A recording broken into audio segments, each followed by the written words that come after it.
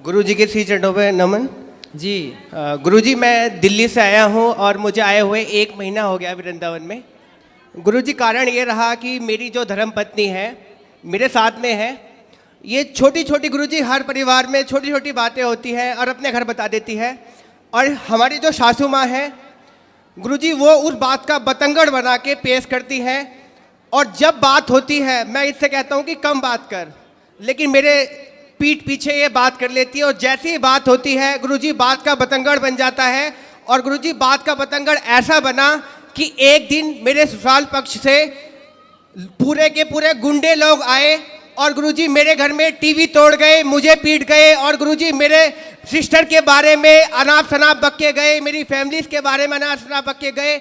गुरुजी मेरे पापा आर्मी से रिटायर्ड हैं, समाज में उनकी बहुत प्रतिष्ठा है, बहुत नाम है। गुरुजी मेरी सारी इज्जत, मेरे पिताजी की इज्जत गुरुजी पानी में मिल गई। मैंने दिल्ली छोड़ दी और मैं कभी गुरुजी दिल्ली में अपनी शक्ल नहीं दिखा सकता। मैं पेशे से योग शिक्षक हूँ। मैंने दिल्ली में केंद्रीय विद्यालय में योग कराता हूँ। गुरुजी मेरा सब बर्बाद हो चुका है, लेकिन मेरी धर्मपत्नी मेरे साथ है, इस बात का मुझे गर्व है। लेकिन गुरुजी मुझे ऐसा लगता है कि अभी तो ये बात नहीं कर रही है, लेकिन जैसे ही एक दिन इसकी अपनी मम्मी से अभी भी बात होगी वैसे ही कहीं ना कहीं ये झूठा मुकदमा। गुरुजी बहुत कोशिश करी इनके घर वालों ने इसको कन्वेंस करने की, झूठा केस कर दे। बात कराओ। राधे राधे गुरुजी। क्या नाम है आपका? नेहा। तो आप अपने पति को क्यों पिटवाना चाहती हो? मैंने नहीं पिटवाया इनको। फिर आपके ससुराल मायके वाले तो आके पीट गए इनको। कौन थे वे जो पीटने आए थे? कौन थे वो? क्या लगते थे आपके रिश्ते में? बताओ बताओ, उनको ही बताने दो।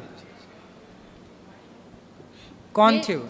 चाचा और पापा थे, आए तो बात करने के लिए थे। हाँ, फिर बताओ बताओ। गुरुजी बात हुई, इसके चाचा ने मुझे फ़ोन किया और कह रहा नेहा से बात कराओ, आपने उसे मारा पीटा है। आप इनसे बात कराओ। बेटा देखो, पिता कब तक काम आएगा और चाचा कब तक काम आएंगे। तुम जरा जाके ससुराल अपने मायके में रहने लग जाओगी ना, तो 4 दिन बाद 10 दिन बाद तुम्हारी भौजाई, तुम्हारा भाई ताने मारने लग जाएगा। बाप जब तक जिंदा है तब ठीक है, पर एक दिन मरना तो सबको ही पड़ता है जी। फिर कौन सी भौजाई रह पाई अपने, कौन सी ननंद रह पाई आज तक अपनी भौजाई के पास कि तुम रह लोगी? तुम्हारा भाई है जी गुरुजी। तो भौजाई के साथ सदा गुजार लोगी जीवन? ताने मारेगी तुम्हारी भौजाई, आ गई अपने पति की तो हो ना सकी तो मेरी हो जाएगी, ऐसा ना बोले तो कह देना। बेटा नारी का पति ही सब कुछ है ना। तुम्हारे पिता ने तुम्हारा दान कर दिया, कन्यादान, अब तुम्हारा पति ही सब कुछ है। और पति को अपने मायके वालों से पिटवाओगी, यदि ऐसा कुछ हुआ तो बहुत गलत जाएगा मैसेज। आप पति पत्नी दोनों खुश रहो, है ना। और आपको ना अपनी माँ, आज पता है जितने तलाक होते हैं, आप मानती हो इस बात को कि 95% तलाक लड़की की माँ की गलती से होते हैं। पता नहीं लड़की की माँ, लड़कियों से मोह भंग ही नहीं होता। जब इतनी बात करनी थी तुम्हारी माँ को तुमसे, तो फिर ब्याह ही क्यों किया? घर पे ही रखती अपने बात, दिन रात करती तुम बात, क्या दिक्कत थी? क्यों ब्याह किया फिर? रुको बेटा रुको, तुम लियो।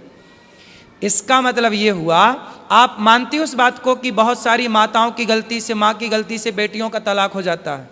जी। आप मानती हो? हाँ। उसमें से एक आप भी हो। आपकी जो माँ है ना, माँ कैसी होनी चाहिए? अरे माँ ऐसी होनी चाहिए कि पति पत्नी में लड़ाई हो तो माँ कहे कि बेटा ये तो सबके घर होती है, इस धरती पे ऐसा कौन पति पत्नी है जिसमें कभी लड़ाई झगड़ा ना हुआ हो? जी। सबके होता है। इसका मतलब ये थोड़ी कि माँ तुमको बोला आजा बेटा मैं देखती हूँ दामाद को मैं पिटवाऊंगी।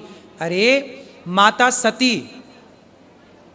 सती अपने पिता के घर चली गई थी, दक्ष प्रजापति के घर, और वहां पर देखा कि मेरे पति का अपमान हो रहा है, तो माता सती सहन ना कर पाई। एक अच्छी स्त्री वो होती है जो कभी अपने पति का अपमान ना करती ना कराती। वो कैसी पत्नी जो अपने पति को अपने पिता और अपने चाचा से पिटवाए? तुम्हारे पिता बिल्कुल धर्म का ज्ञान नहीं रखते क्या? अनपढ़ है क्या? अरे दामाद का पांव पूजा है, जिसका मंडप के नीचे पांव पूजा है, उसे मारने का सोच भी कैसे सकते हैं? थोड़ा रिश्तों में मर्यादा भी तो रखनी चाहिए ना बेटा। ऐसे थोड़ी गुस्साई तो हाथ किस पे उठा रहे हैं ये भी तो सोचना चाहिए। भाई दामाद के पांव पूजे जाते हैं मंडप के नीचे, चाचा ने भी पांव पूजे होंगे, और आज वो चाचा आके मार के चला गया, तुम्हारे कारण तुम्हारा पति पिट गया, तो क्या ये तुम अच्छी नारी का परिचय दे रही हो? ऐसे रिश्ते नहीं बेटा। देखो पति सर्वोपरि है, स्त्री के लिए बताओ, स्त्री के लिए माँ बाप भी सर्वोपरि है, माँ भी सर्वोपरि है, ठीक है, पर अब तो आपका विवाह हुआ तो पति सर्वोपरि है ना। जी। फिर तो आपके पति के साथ आपके परिवार वालों ने सही किया कि गलत किया? गलत किया। फिर आपने बोला नहीं उनको? आपने बोला नहीं अपने पिताजी अपने चाचा जी को कि तुम्हें शर्म नहीं आई? कितने साल हो गए शादी की बात कराओ? 3 साल होंगे अभी 14 नवंबर को। 3 साल में ही पति को कुटवा दिया। गलत किया ना बेटा तुमने। ऐसे समझा दो अपने पिता को और अपने चाचा को, बोले ये जो तुम्हारी ताकत हमारे पति को मारने के लिए लग रही है ना, ये दीन दुखी की सेवा में लगाओ, कुछ दीन दुखी को भोजन पानी कराओ। ताकत है, रावण जैसों की लंका जल गई बेटा। ताकत घमंड तो रावण का नहीं चला। तो बोल देना अपने चाचा को और अपने पिता को, जी गुरुजी। है ना, कि मेरे पति को आप सुनो, आपका धर्म है कि आपको पति की तरफ खड़े होकर बोलना चाहिए, चाचा मेरे पति की तरफ आंख उठा के मत देख लेना, ये आपका धर्म कहता है। ठीक है। ठीक है, तो आप किसके साथ हो? माँ के पक्ष के पति के साथ? इनके साथ। तो पति आपके शराब पीते हैं? नहीं। गलत है? नहीं। आपको प्यार करते हैं? बस एक्सेस बोलते हैं, बहुत ज्यादा एक्सेस बोलते हैं, जरूरत से ज्यादा बोलते हैं। अभी बेटा शादी के 3 साल हुआ है, 3 साल में ना बेटा आम का पौधा लगाओ तो उसको भी 5 साल लगते हैं तब वो फल देता है। क्यों जी, आम का पेड़ कितने साल में फल देता है? 5 साल में। बेटा भी तुम्हारी शादी के 3 साल हुए हैं, शादी को थोड़ा मैच्योर तो होने दो, रिश्ते को पकने तो दो। जब पकेगा, जब एक दूसरे को समझोगे, अब तुमने उसे ऐसा करा दिया तो उसके अंदर तुम्हारे प्रति क्या श्रद्धा रहेगी? अब तुम हमें पिटवाओ और फिर हमसे उम्मीद करो कि हम तुमसे प्यार करें और तुम्हारा सम्मान करें। बेटा सम्मान दोनों तरफ से होता है। जब तुम सम्मान करोगी ना तो हम भी करेंगे, और तुम हमें गाली दोगी तो फिर हमसे सम्मान की कामना मत करना।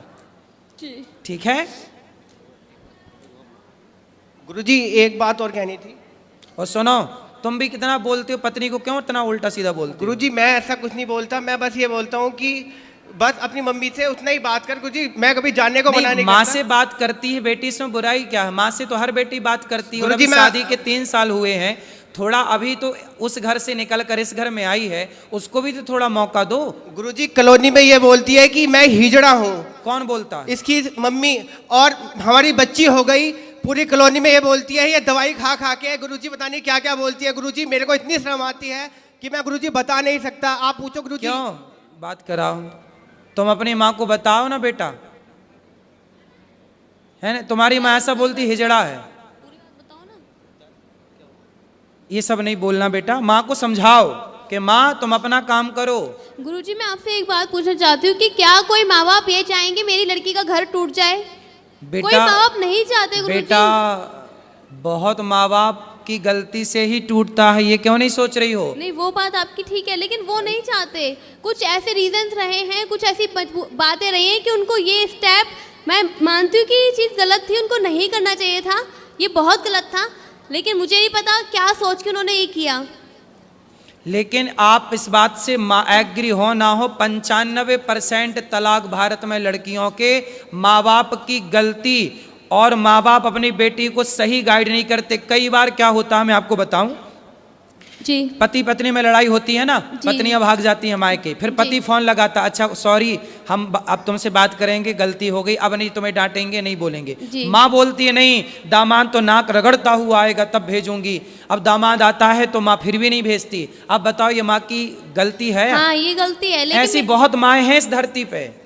हैं गुरुजी, लेकिन कुछ गलतियां इनकी भी हैं। बिल्कुल ये भी गाली होंगी, देती हैं, इनकी भी गलतियां ये होंगी। भी गाली देते हैं माँ बाप को। भाई माँ बाप तो माँ बाप है ना गुरुजी, चाहे कैसे भी है लड़की के ही, लेकिन है तो माँ बाप ही। इनको गाली देने का क्या राइट बनता है? बिल्कुल। क्यों तुम गाली देते हो इनके माँ बाप को? गुरुजी वो दारू पीते हैं। कौन? और इसके जो पिताजी अरे हैं तो वो अपने पैसे से पीते हैं गुरुजी, तुम्हारे। दारू पी के वो गाली गलौज करते हैं अरे गुरुजी। तो करने तो कुत्ता भौंके, मैं- तुम मुंह में टेप लगाने जाओगे क्या? गुरुजी मैं पढ़ा लिखा शिक्षित और मैं योगा टीचर, मैं तो गुरुजी लोगों को ज्ञान और देता हूँ योग का, मैं अरे गाली भाई नहीं देता। तो सारा संसार दारू पी के गाली दे रहा, तुम सबका ठेका लेके बैठोगे? गुरुजी मैं ब्लॉक कर देता हूँ उनको कि कॉल मेरे से बात ना हो, तो फिर वो ये बोलते हैं कि नंबर यहाँ ब्लॉक पे कर आप देता भी है। गलत हैं। सास ससुर को गाली क्यों दोगे?